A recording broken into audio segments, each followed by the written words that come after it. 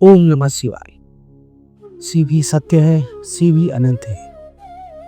श्री शिव महापुराण की इस कथा में आपका स्वागत है। पिछले अध्याय में हमने सुना था कि ये शिव पुराण खाली कथा नहीं, यह भक्ति, ज्ञान और मोक्ष का दिव्य मार्ग है। महर्षि सूची ने ऋषियों को बताया था कि शिव पुराण खाली कथा नहीं, यह मनुष्यों के पापों का नाश करने वाली तथा जीवन में शांति देने वाली है। और इसी पवित्र कथा को हम अब आगे बढ़ाने जा रहे हैं। आज हमारा द्वितीय अध्याय। ओम नमः शिवाय। श्री हरि। तमेव माता च पिता तमेव बंधु च सखा तमेव विद्या द्रविडं तमेव सर्वं मम देव देवा। श्री गणेशाय नमः। द्वितीय अध्याय। शिव पुराण के श्रवण से देवराज को शिवलोक की प्राप्ति। श्री शौनक जी ने कहा, महाभागसूत जी, आप धन्य हैं, परमार्थ तत्व के ज्ञाता है।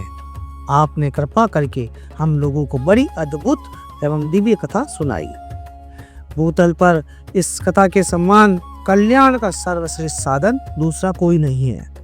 यह बात हमने आज आपकी कृपा से निश्चय पूर्वक समझ ली। सूत जी, कलयुग में इस कथा के द्वारा कौन कौन से पापी शुद्ध होते हैं, उन्हें कृपा पूर्वक बताइए, जो इस जगत को कृतार्थ कीजिए।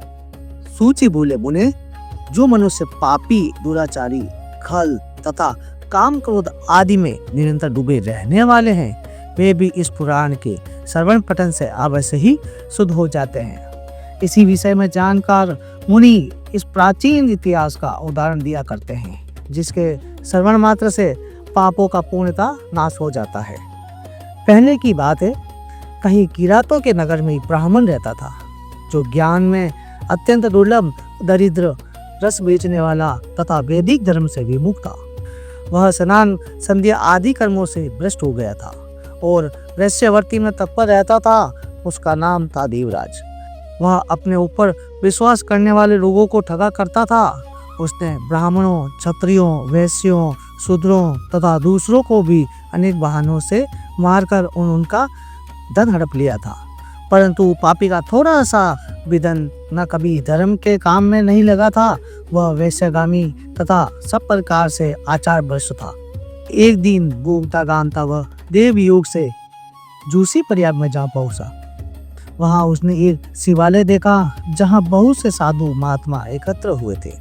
देवराज उस शिवालय में ठहर गया, किंतु वहां उस ब्राह्मण को ज्वर आ गया। उस ज्वर से उसको पीड़ा होने लगी।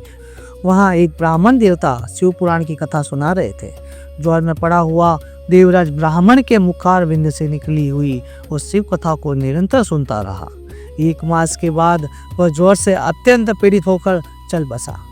यमराज के दूत आए और उससे पासों से बांधकर बलपूर्वक यमपुरी ले गए।